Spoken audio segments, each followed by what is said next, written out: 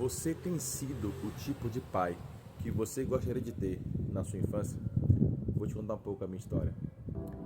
Quando eu tinha mais ou menos 20 para 22 anos de idade, eu tive um pequeno desentendimento com meu pai. Meu pai ele não acreditava muito nos meus projetos, nos meus sonhos e como eu gostaria que de fato ele pudesse ser um comigo. Por quê? Eu sempre ouvi em casa que Magno, os seus verdadeiros amigos estão aqui em casa. Essa era a fala do meu pai.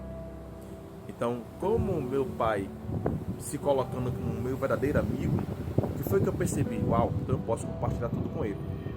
Eu tinha um momento que todo adolescente saía chegando para uma certa idade adulta, quer fazer o quê? Vestibular, quer fazer, ter um planejamento bacana sobre a vida, e no meu caso não foi diferente. Então eu fiz o vestibular, na época eu fiz para petróleo e gás, e tinha passado no vestibular, e aí agora tinha que pagar a mensalidade e acessar agora o ambiente da universidade. Além disso, eu estava trabalhando em uma empresa, peguei o valor do seguro-desemprego, o que foi que eu fiz? Eu apliquei esse valor do seguro-desemprego em mim mesmo. Como? Além de pegar a primeira mensalidade do curso de petróleo e gás, eu também investi na minha habilitação, que é uma coisa que eu queria ter muito no carro. Então, para ter carro, para poder dirigir, eu tinha que ter o quê? A minha habilitação.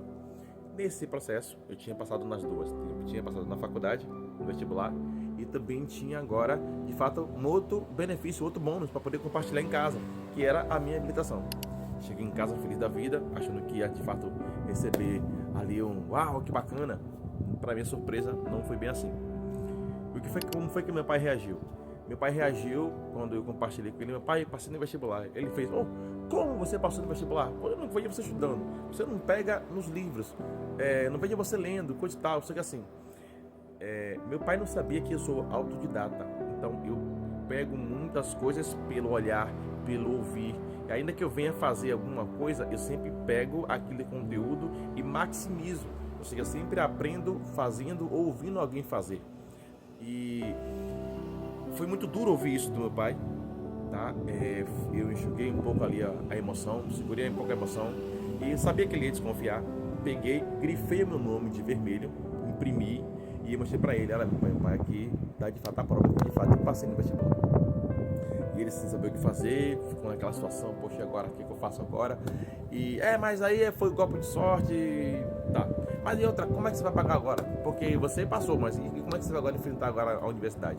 Né? Porque tem que ter dinheiro, você não estava trabalhando, e agora, como é que vai fazer? E eu me coloquei à disposição e compartilhei com ele. Olha, meu pai, então é sobre isso que eu queria até falar com você. Para quê? Ver como é que o senhor pode estar me ajudando. Ou naquela época, o FIES, para poder acessar, tinha que ter 2 fiadores, né? Então eu falei com ele para ver como é que faria, como é que nós poderíamos ali estar fazendo, e ele logo se negou de imediato.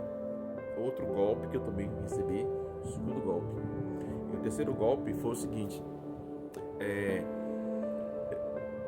momento de tensão ali que estava rolando ali naquele momento, e eu falei com meu pai que tinha agora feito a minha habilitação. Quando eu falei isso pra ele, e sabia de novo que ele ia questionar, tipo, sim, já que você fez, cadê a habilitação? Eu puxei do bolso e mostrei pra ele a minha habilitação, e ele meio que calou de novo, novamente, né? Calou diante de um quadro onde de fato é uma habilitação, né, visível. Agora não tinha como ele dizer que não era. Talvez ele até hesitou em falar, você comprou em algum lugar, só que não tinha como comprar, porque ele viu que eu estava saindo da hora dele. Embora eu falasse que estava indo para a autoescola, né, para todo final de um processo tem a finalização, que é o quê? De fato, o documento de fato comprova que você estava indo para aquele lugar que você falou que estava indo. E meu pai se esbravejou, gritou, falou, gente, foi algo surreal. Eu esperava que ele fosse de fato celebrar comigo, sabe? Eu acho que todo filho espera isso do pai. Quando você vai compartilhar algo que você conquistou, sabe, um avanço que você teve, o que os filhos esperam? Que os pais possam celebrar, os pais celebrem. E não foi isso que eu ouvi. E tive um outro quarto momento com meu pai, o outro quarto golpe, são 4 golpes que eu tive. E meu pai falou uma frase seguinte: os verdadeiros amigos que você tem estão aqui em casa. E E eu pude mostrar para ele que de fato ele não celebrava a minha vitória, porque acredite isso, os verdadeiros amigos celebram suas vitórias. Então, com o que é que você está andando? Aonde você está achando que você está sendo celebrado? Onde você está sendo aplaudido? Talvez seja ou não. Eu não sei como é que é na sua vida, mas eu pude experienciar isso de casa. Não foi muito legal. E o quarto golpe que eu tive com meu pai foi o seguinte. Meu pai estava chateado, revoltado, gritando. Já era 11 horas da noite. E eu falei o seguinte com meu pai: olha, meu pai, eu não sei ser seu filho. O Senhor não sabe ser o meu pai. Por quê?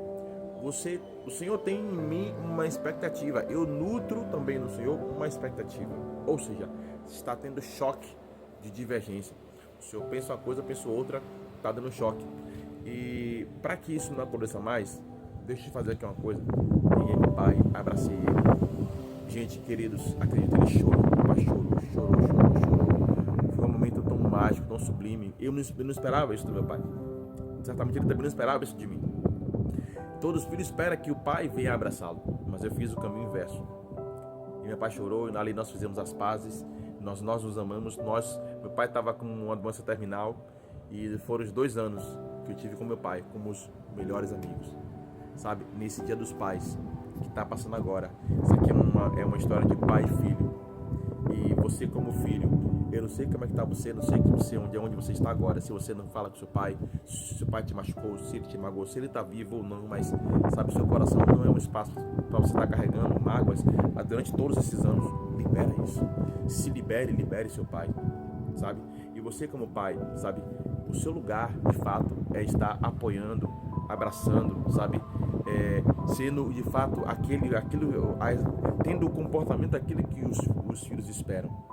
Eu não sei como é que está você, se você é um pai ausente, se você é um pai presente, mas uma coisa eu quero deixar para você: olha, não se dê a oportunidade de ser aquilo que você mais desejou na sua infância, ser um pai presente.